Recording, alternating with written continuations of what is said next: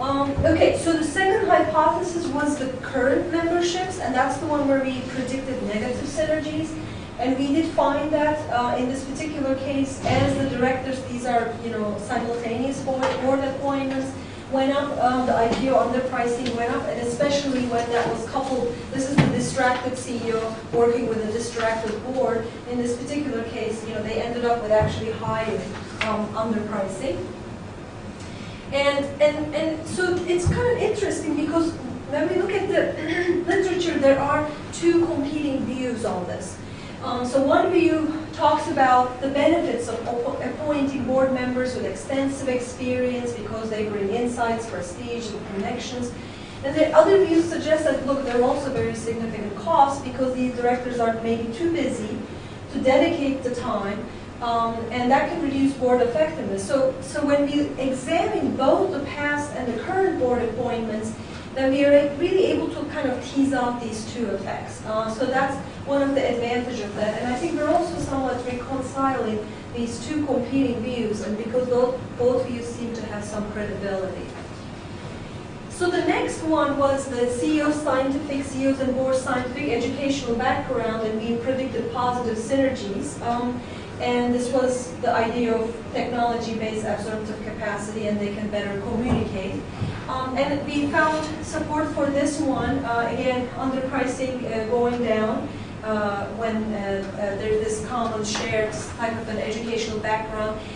It's a smaller effect relative to the first two one. So it's going down, but again, economic impact is not as big. The last one is the industry expertise. So if you remember, we had these contrasts for young firms and low-performing firms. So here we split the sample. So it's that table that I showed, but then we split the sample and kind of ran the analysis. The hypothesis was not supported for the young IPO firms. It was supported for the low-performing IPOs. And this was the sort of like idea that when you're weak performance compared to the rest of the sample, this is kind of like a red flag. You're going to potentially be met by suspicion, additional scrutiny, and so on, so they can really benefit from the strong signaling of the combined CEO and board expertise. So this seemed to suggest to us that the weak performance perhaps is a stronger vulnerability than being a young firm.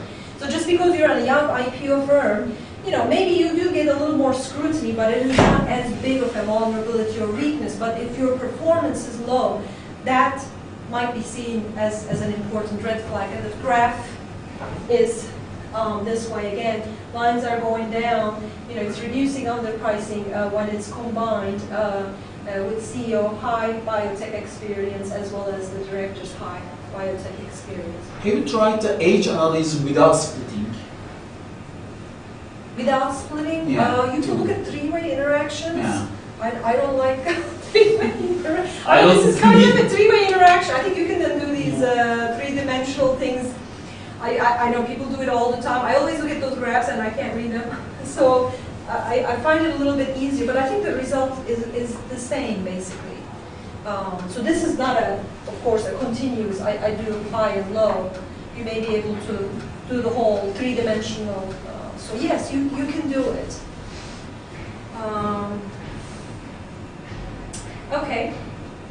And then the flip side, old firms and high-performing firms, this was the negative synergies we did. So if I first show the results, we found support for both of them. The IPO pricing, the underpricing was actually going up. When you're an old IPO firm, both the board and the directors and the CEO have high levels of biotech experience, and the same thing for the high-performing IPOs. So this was kind of the myopia argument. So it's consistent with the story that perhaps shared and intense use of industry knowledge and industry ties, it's sort of creating this, entrenchment, tunnel vision, reinforcement of industry recipes.